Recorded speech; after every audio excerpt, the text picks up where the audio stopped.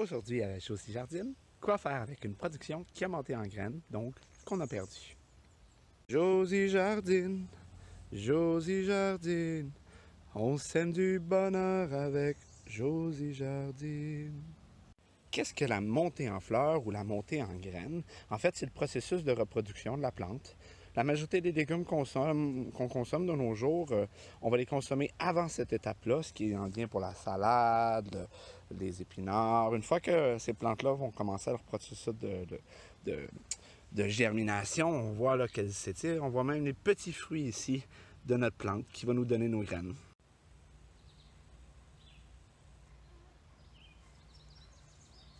Plus j'observe cette plantation, plus je me rends compte que le processus est très avancé au niveau des fruits. Puis il y en a sur cette rangée-là aussi. Donc je vais conserver les deux-là en fait. Puis celle-là, on va l'éliminer juste pour les patates pour être capable au moins d'utiliser ce qu'on a avant de la perdre. Là.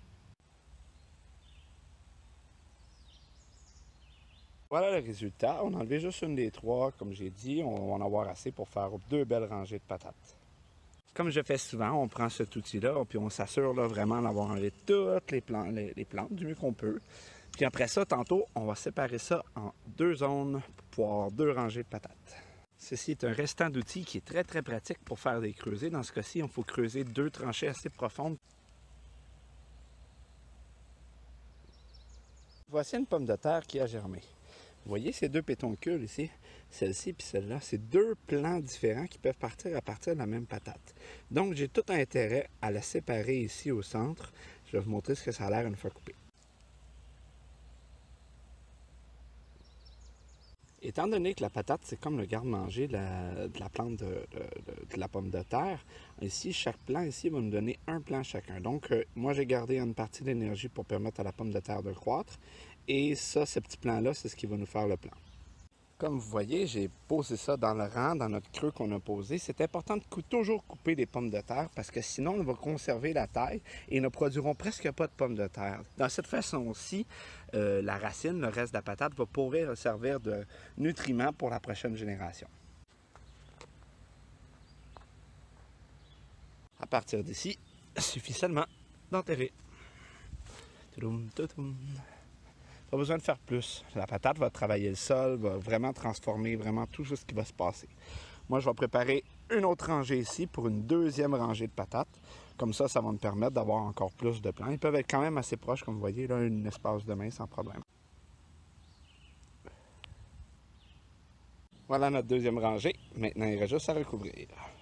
Un plant de patate, quand ça sort du sol, ça ressemble à ça.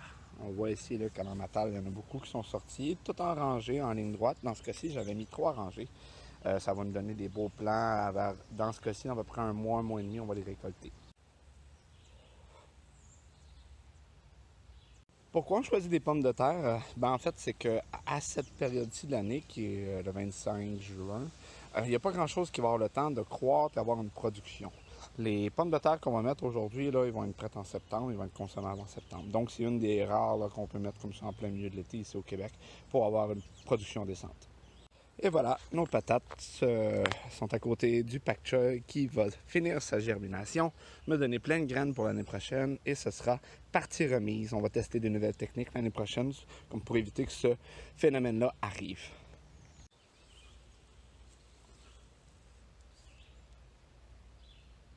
Pour conclure, c'est plus juste pour vous rappeler que le jardinage, c'est pas une science parfaite. On fait des erreurs, il y a des réussites, on apprend à chaque année, puis l'important, c'est d'apprendre de nos erreurs et de faire de meilleurs résultats d'année en année. Dans mon cas, c'était ma première fois avec le pak choy, donc j'ai fait les erreurs nécessaires pour apprendre à quoi faire l'année prochaine. Après tout, c'est ça jardiner, on apprend. Passez une belle journée.